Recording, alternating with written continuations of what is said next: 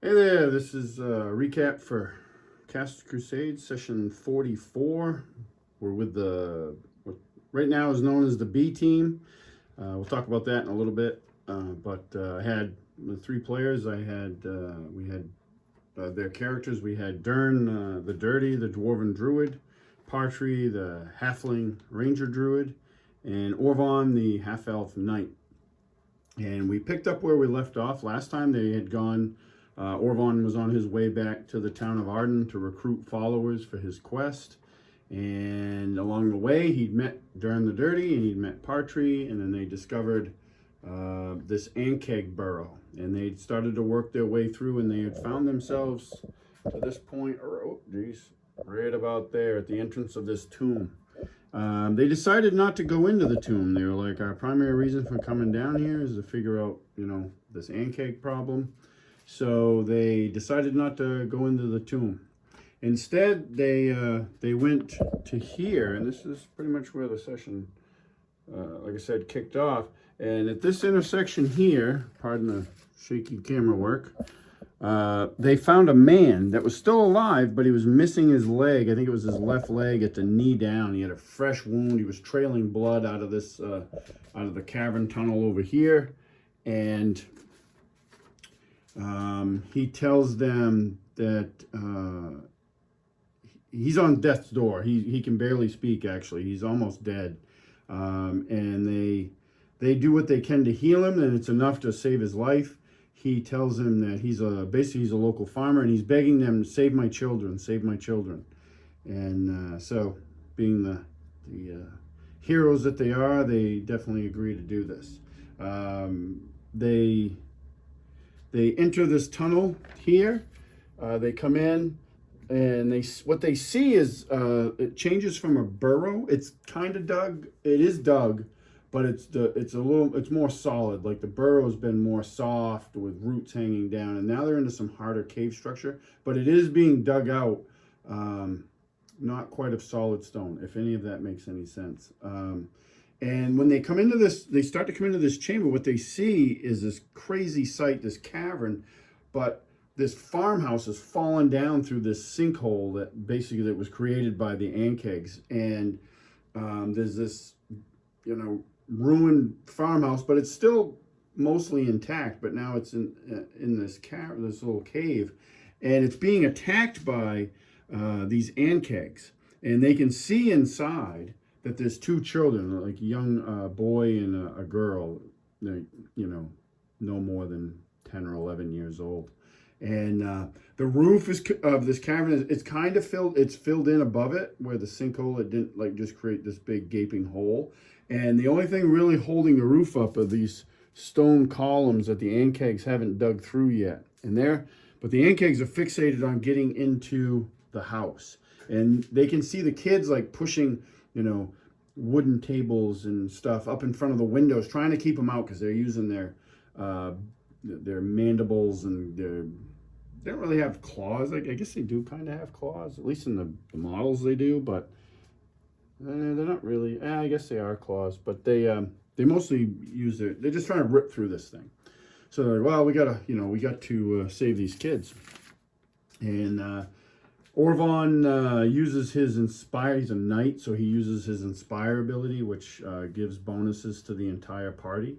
So he gives out a war cry for the king, and he charges in. This was actually pretty good. So he charges in to strike one of these Ankegs in the back. Like if you wheel the camera here around, he runs in. There's two on this side. There's one on this side that they can hear but they don't see, and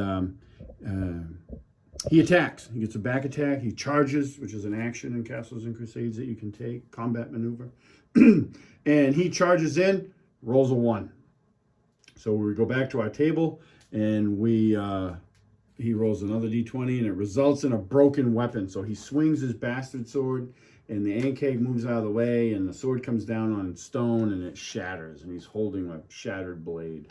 And it was really funny. It really was. I mean, everybody at the not just me, the cruel DM was game master was castle keeper in this case was laughing. The whole table was laughing, and Chris, my friend that plays Orvon, leaned into it, being a great player that he is, and he yells for his squire, young Willem, bring, my mace. I need my mace. So Willem, on his turn, comes running in to hand Orvon a mace because he's now basically weaponless. I don't know if he has any other weapon. I don't think he does. I think he just carries his bastard sword. So the battle ensues, and there is actually a really good fight. It's tough. I think they defeated one of the two Ankegs in the front, maybe.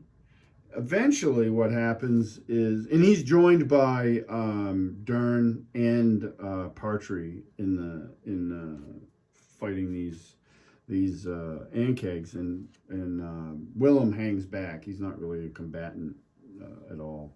He hangs back holding a torch and getting ready to pass his lord another weapon if he needs one. And Orvon eventually, they can hear, I think what happens is, as I recall, they start to hear this Ankeg in the back making serious progress into getting into the house.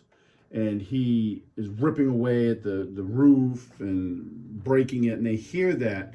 So Orvon moves, I think there was one Ankeg left out front, but he moves to the back. That one's engaged with Partee and Durn, who are in here. I don't have their miniatures. Actually, don't even know where they are. Probably behind the screen. They kill this one, and Orvon moves to the back because he doesn't want that one to get in and get the kids. And he's fighting that one. So he's in that fight for a little bit.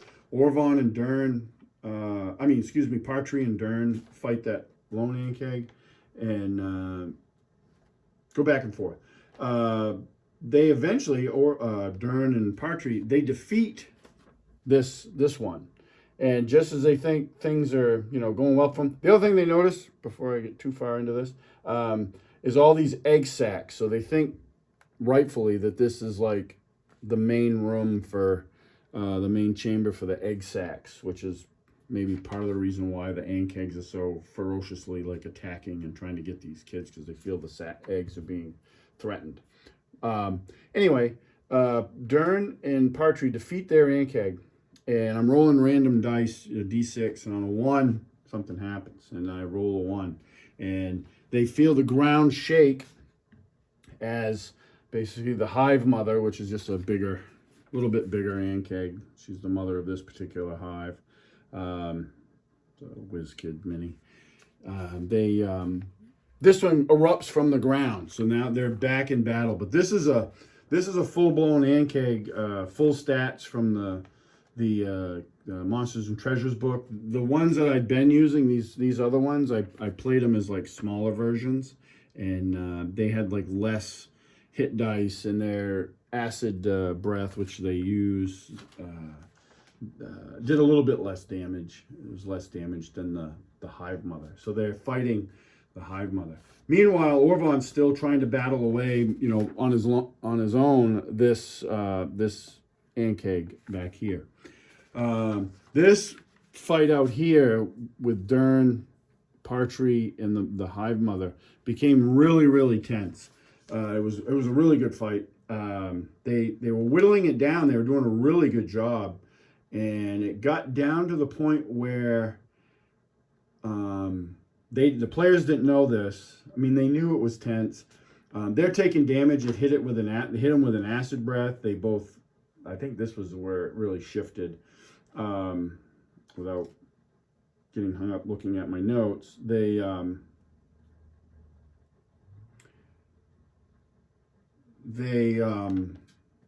hits them with acid. They both failed their save, so they took a ton of damage. So they're way down on hit points. Ultimately, what happens is it bites. It ends up, and I randomly determined who it bit. It bites Partee, and it drops him to -1 hit points. That's important because in its next round, as it's written in the Monsters and Treasures book, anybody caught in that bite has to make a strength saving throw, and if they don't make the strength saving throw, they take automatic damage. Well, Partee's at -1. He can't make a strength saving throw. He's basically unconscious. So he automatically takes the bite damage, which is, it was considerable, and it kills him. It tears him in half. Like, there's no chance of survival. And I rolled the damage and rolled well, and it's fairly significant damage for the hit dice level of the creature. So it kills Partee. And it was really tense because, one, you have a character death, but they also, before that, they had gone back and forth a couple rounds with this thing where they weren't hitting it. And had they just, any of them hit it just once, it would have killed it. It would have killed it. It had, I told them afterwards above board, it had like 4 hit points left. And they went back and forth, and for probably at least 2 rounds where they didn't do anything to it. And then it hit Partee and bit him, held him, and then killed him. So Orvon eventually, he's able to finish this one off, a one-on-one fight. They're still tough. Like, they're lesser, but they're still tough. And Orvon has a bit of a curse, and it's an above-board curse. It's not a curse in-game, but, like, the dice just don't like him. So, which we talked about at the session. Like, the dice do not favor Orvon in the least. So, he has a rough go of it usually. So, but he gets through and defeats that one, pulls the kids out. They end up defeating this one. I think it was Durn. Durn had an interesting spell up. It was like this ivory spear spell that he had cast, which is kind of like spiritual weapon in a way. That's what it reminded us of. But they defeat that hive mother, and they get the kids out. And as they're doing this, because of the killing the hive mother, it staggers back, hits one of the columns, and the cavern becomes really unstable. So they're able to get out just in time before it collapses fully, and they're reunited. They reunite the children with their father, who's they had to leave behind, but he's healed. He's just missing his leg, so he's in rough shape. But they elect at this point to get out of here. They're like, we need to get out of here, and it makes sense because, I mean, they lost Partee. They actually collect Partee as well, like his remains. They bundle him up and they bring him out of this burrow. So they elect to just get out. Like, we need to leave here, get everybody to safety, and we lost a party member. So they go back to the beginning. They don't explore like the tombs or any other part of the burrow. I roll a few times on their way out for random encounters. They don't get any. So there's no more like ant kegs popping up, which would have been a real problem, I think, if that had happened, because the survivors were fairly beat up. They get back to the exit, and before he leaves, Durn casts this spell, and it was a new spell to us. It's basically this, I can't remember what the name was. He basically summons like a fire elemental that he has to pay a tribute to, but if he does and it's acceptable, the fire elemental will complete a task for him, and I guess it sticks around until the task is completed. So his task was, he wanted him to go through like the rest of this burrow and everything else and just burn everything that he possibly could. So the elemental finds those terms acceptable. He gives him like all the gold he has, like, so, which wasn't a huge amount, but it was enough. And I thought it was a kind of a neat idea. So they do that. They then take the farmer and his children to a nearby farm, like quarter-mile away. They tell them what happens.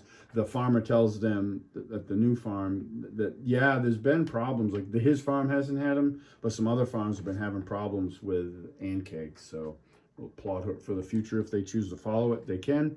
They don't have to, obviously. I try to let the game be driven by the players, so it's what they're interested in. And they have a quest in mind, so it's not this, but that's out there for future reference.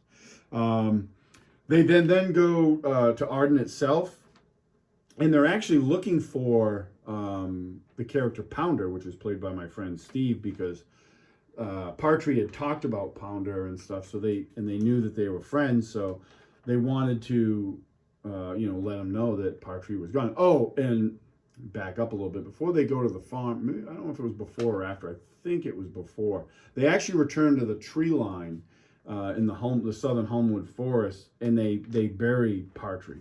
They put him to rest. They felt that, being a ranger druid, like he wouldn't want to be, he'd want to be buried, in the forest. So that they bury him respectfully, and Partee's, put to rest.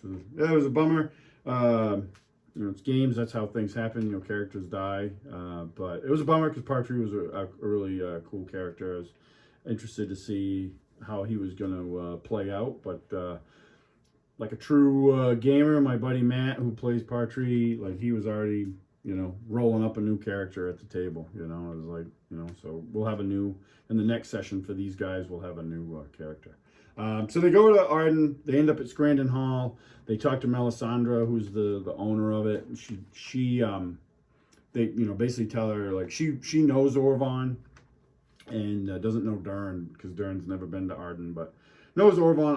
Orvon tells her that, hey, I'm looking to recruit people. She's like, oh well, your friends, the other, the players, other characters, they're not here. Like they left a while ago. They went south. So he's like, ah, dang. So he asks her basically, do you know anybody else that's in town that maybe I could? And she points out a halfling that's in she talks about a halfling that's been in and out of the Scranton Hall like all summer. And a short time later, the halfling comes in, and it's Trotter, who Lork and Barry met on one of their previous adventures. If you watch previous recap. When Barry and Lork went north to the dwarven hold of Balthor Doom, they came across a halfling ranger named Trotter.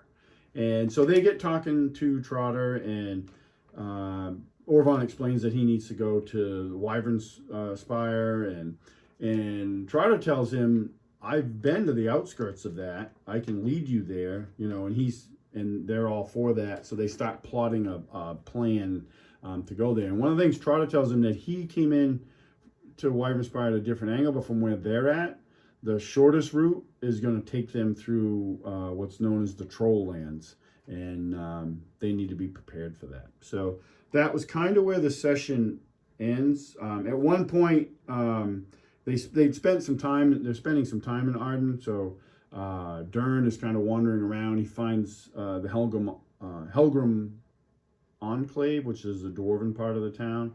And he ends up at Grandmother's Garden, Dordana Earthshade, which is Sprawl's grandmother. But he winds up there, and he's, dealing with her. We didn't really get into that too far. Maybe we will the next session. But yeah, it was a really good session.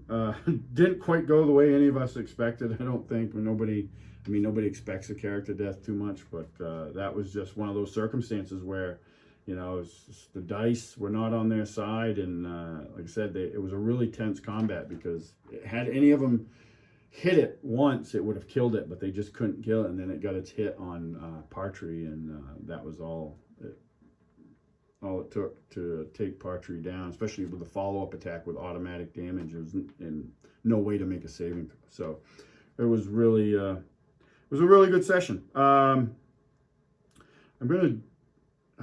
So what's happening next is they're going to start, the way I see it, they're going to be starting what was in my head known as Orvon's Quest, which was started off as just being one shot or maybe a couple sessions, but like I said in the last recap for these characters, that they started playing them and they're like, well, what if these are our next characters for our campaign? And so I have ideas for that. So in the videos, I need to separate the two campaigns a little bit just so I can, organization reasons, I'll be able to keep things straight. So we're working on a title for this campaign. My other campaign's kind of known at the table. We call it the Defenders of the Glade campaign. This one, we're not sure what we're going to call it. I think Matt suggested like Regular Heroes or something this morning, which isn't a bad title. I had Unlikely Heroes as an option. Steve voted to just keep it the B team, which I wanted something a little bit narratively better, but that B team does fit these guys. So as we talked about in the session, like Chris is dice rolling for Orvon, like he's just cursed. Like the dice just don't favor him. He wants to play him like this really heroic knight, and does heroic things, but he compared him more to what's his name, Dirk from the old dungeon arcade game or whatever it was, Dragon Slayer arcade game. He ends up being more like that than the heroic knight that he envisioned. But the good thing with Chris is he just leans into it because he's such a great player that he just leans into it. So I think it'll be interesting. I just came back from my first ever gaming convention. I went to ShireCon in Connecticut. I had a ton of fun. And I came back with a huge amount of inspiration for the campaign for these guys. I had an idea for after Orvon's quest, and being down at the con and talking to people and being surrounded by fellow gamers for a couple days. I came back with like a huge amount of inspiration. So I have a really solid, I think, idea of what I want to do after Orvon's quest. Whether the game goes beyond this idea, who knows? I mean, we may decide to play something different or keep going with these guys. I don't know. But yeah, that's where we're at. So yeah, real good session. Appreciate everybody watching. And the comments are great. If you have, like I said, if you have any questions about terrain or miniatures or how I run games or Castles and Crusades, not an expert, but we've played 44 sessions of it. So we're, I think, getting the hang of it. And real good system. And we're enjoying it. And yeah, I appreciate you all watching. Catch you at the next one.